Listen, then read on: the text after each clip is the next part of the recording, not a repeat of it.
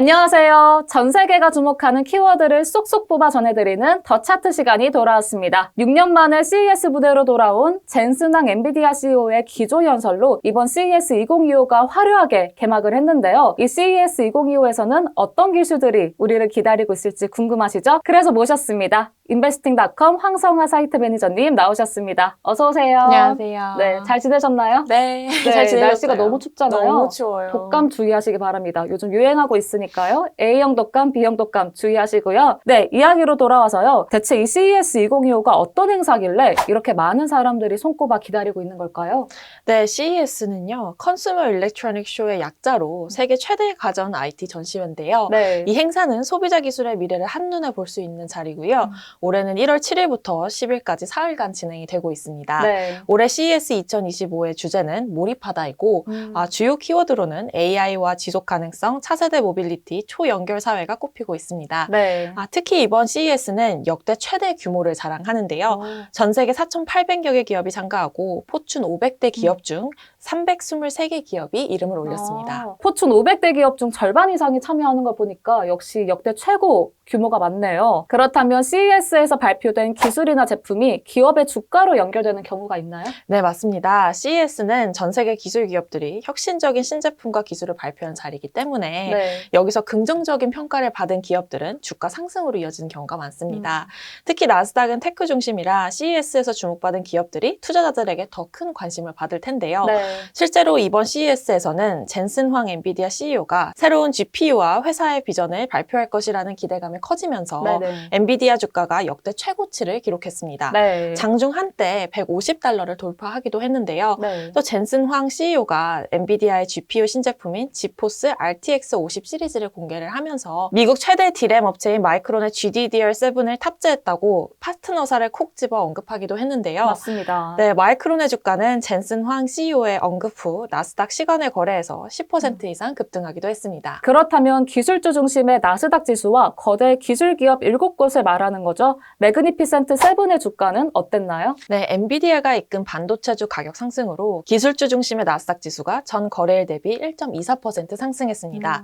젠슨 황의 기조 연설 효과도 있었겠지만 이날 엔비디아로부터 수주를 받은 폭스콘이 네. AI 서버 수요로 사상 최대 실적을 발표한 것도 주요 요인이었는데요. 폭스콘은 12월에만 매출이 42%나 늘었습니다.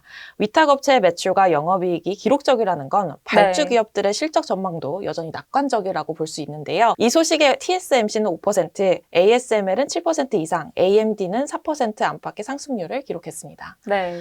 M7 종목들은 모두 올랐는데요. 메타 플랫폼스는 4% 이상, 알파벳은 2% 상승하며 좋은 흐름을 보였습니다. 네, 이 CES가 단순한 테크 행사를 넘어서 글로벌 기술 트렌드를 보여주는 지표 역할까지 하는 것 같은데요.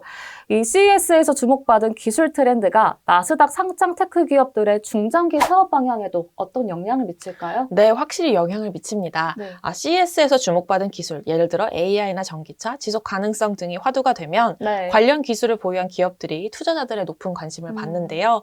이런 트렌드가 나스닥 기업들의 성장 방향에도 방영이 되는 경우가 많습니다. 네, 이 CES에 참가한 스타트업들도 있잖아요.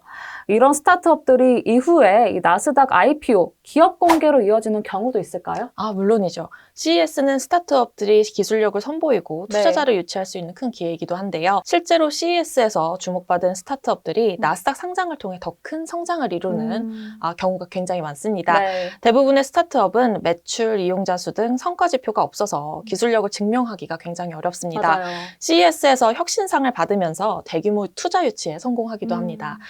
실제로 국내 팜테크 스타트업 엔싱은요, 2020년 CES에서 최고 혁신상을 받은 뒤 120억 원의 투자를 유치한 바 있는데요.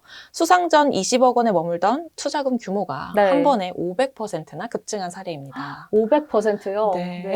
와, 이 정도면 전 세계 사람들이, 전 세계 기업들과 스타트업, 투자자들이 왜 CES 행사에 그렇게 주목을 하는지 알 것 같습니다. 그런데 최근 제가 CES 관련 기사에서 엔비디아가 양자 컴퓨터에 대대적인 투자를 하고 있다는 소식을 봤어요. AI 다음은 양자 컴퓨터의 시대가 올 것이다. 이런 기사를 봤는데 양자 컴퓨터가 정확히 무엇인가요? 최근 들어 양자 컴퓨터 이야기를 많이들 하시는데요. 맞아요. 제가 사실 문과라서 잘 아는 분야는 아니지만 제가 알고 있는 내용을 종합해보면 네. 양자 컴퓨터는 인류의 진보를 AI 이상으로 앞당길 수 있다고 합니다. 맞아요. 양자 컴퓨터가 꿈의 컴퓨터라고도 불리잖아요. 네, 맞습니다. 양자 네. 컴퓨터는 현재 우리가 사용하는 컴퓨터와는 다른 차원의 기술을 기반으로 하는데요. 음.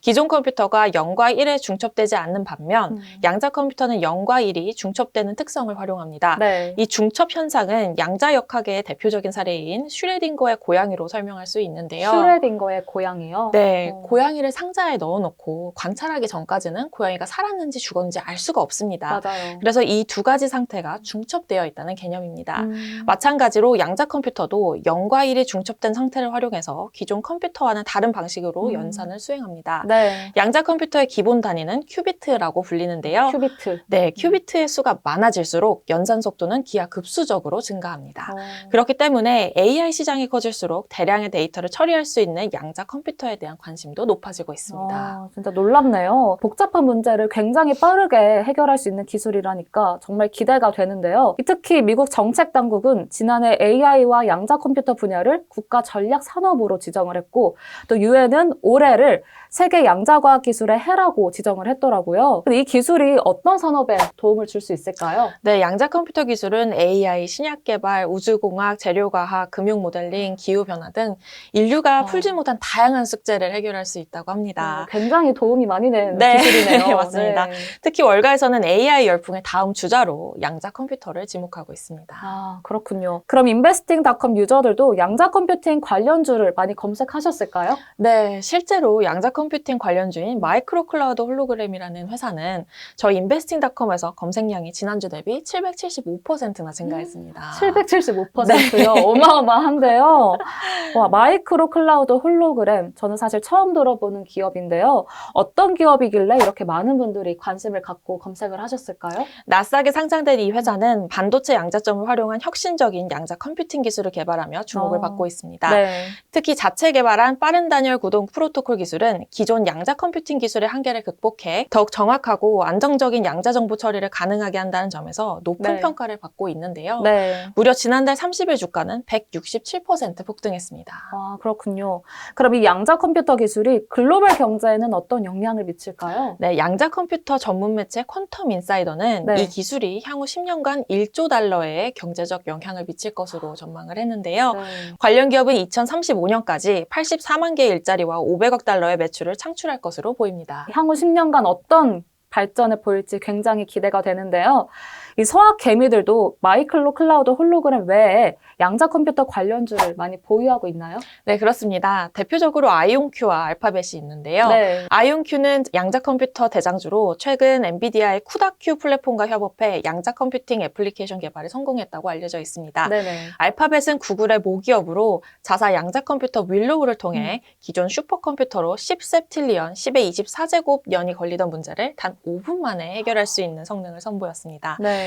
양자 컴퓨터의 단점인 큐비트 오류 문제도 해결하며 기술력을 입증하고 있습니다. 네, 양자 컴퓨터에 관심 있는 투자자분들도 굉장히 많으실 텐데요. 이 투자자분들께서 주의할 점은 무엇이 있을까요? 양자 컴퓨터는 아직 초기 단계라 어떤 기업이 최종 승자가 될지 예측하기 어려운데요. 그렇기 때문에 장기적인 관점에서 대형 기술 기업에 투자하는 것이 더 안전할 수 있습니다. 네. 대형 기업은 막대한 자금력을 통해 위험을 분산하고 장기적으로 연구를 지속할 수 있기 때문인데요.